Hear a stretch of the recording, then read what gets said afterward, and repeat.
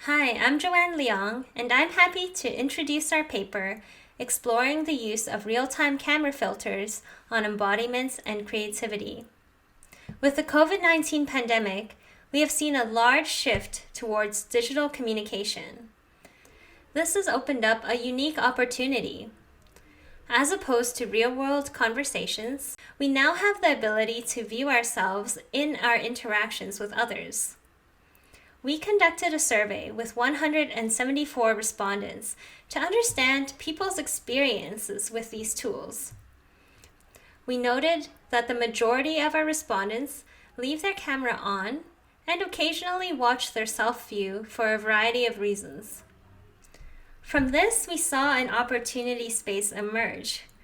Alternate representations of ourselves can influence the way we feel and behave.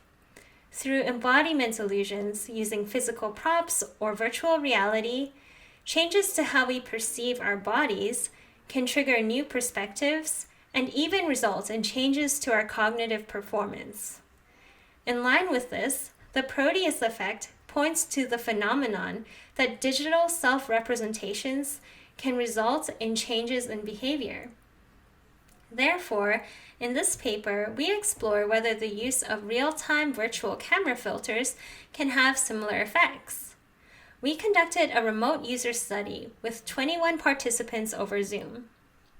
Participants experienced 3 conditions: a no filter, child filter, and inventor filter condition.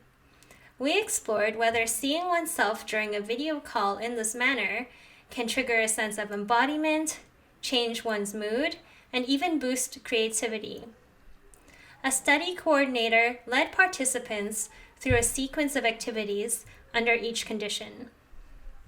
In an orientation phase, participants were told to move, make different expressions, and touch their shoulders and their head. This was inspired by visual motor and visual tactile techniques, which are often leveraged in VR to foster a sense of embodiment. Following this, participants performed 2 creativity tasks. The first was the alternate uses task, where they had to think of unique and unusual uses for a given object. We used SEMDIS to assign a creativity score to each response. Secondly, participants completed a verb generation task, where they had to think of an unusual verb that could go with a given noun. Latent semantic analysis with word2vec was used to assign a score to each response.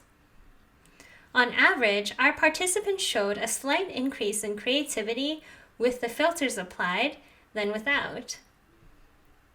Additionally, we assessed participants' sense of embodiment by having them rate their agreements with provided statements.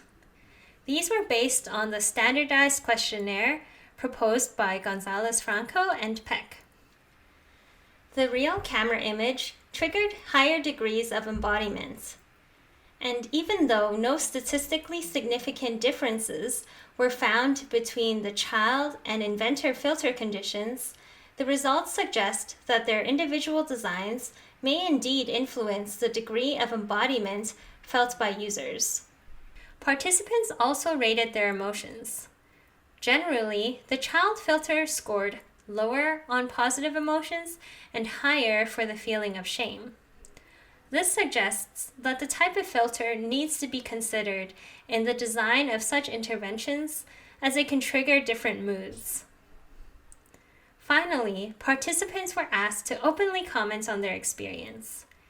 Interestingly, some people felt more self-conscious, while others reported that the filters felt like masks that liberated them from judgment. Another note is that some people recognized that they look away while they're thinking. In comparison to the use of head-mounted displays in VR, on-screen filter interventions may therefore be less immersive. In the future, we would be interested in testing the impact of filters in groups, as we expect some effects to be amplified. Additionally, we would like to explore how the strength of people's beliefs may impact real-time filter-based interventions.